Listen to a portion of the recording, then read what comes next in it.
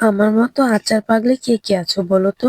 আমি তো প্রত্যেকটা সিজনে আচার বানাবোই। তার মধ্যে এখন নিয়ে এসেছে চালতা। আর বাংলাদেশের ঋতুগুলো দেখো, বিভিন্ন ঋতুতে বিভিন্ন রকমের ফল কিন্তু থাকবেই। তো আমি চালতা কয়েকটা পেরে সুন্দর মতো ধুয়ে সিদ্ধ করে নিছিলাম। আর আমি তেমন ভালো রাঁধুনি না, ভালো কোনো কিছুই পারি না, তো আচারও পারি না। আর চালতার আচার তো অনেক সহজ, শুধুমাত্র চিনি আর কেউ ঝাল খেলে কয়েকটা মরিচ হলেই হয়। তো চলো তোমাদের সাথে গল্প করতে করতে দেখো আমি কি রকম করে চালতার আচার বানাই। আমার মতো হয়তো বা এত সহজে কেউ বানাবে না, তারপরও চলো তোমাদের সাথে একটু গল্প করাই যেতে পারে, তাই না বলো? আমি যেহেতু ভালো রান্নাও করতে পারি না, আর আমি আচার এত বেশি পছন্দ করি বলার মতো না। আর সব সিজনের যেই ফলগুলোর আচার বানানো হয় তার থেকে অনেক সহজ পদ্ধতিতে চালতার আচার বানানো হয়। আমি অনেকগুলো মরিচ থেতলে নিয়েছিলাম এই আচারটাতে দেওয়ার জন্য, তার জন্য অনেক বকুনি খেতে হয়েছিল। তো তোমাদের সাথে কথা বলতে বলতে কিন্তু আমার চালতার আচার অলরেডি হয়ে গেছে, আর দেখতেছি আমার জিভে জল চলে এসেছে। তো সবাই আমার পেজটাকে ফলো দিবা, লাইক দিবা, সাপোর্ট করবা।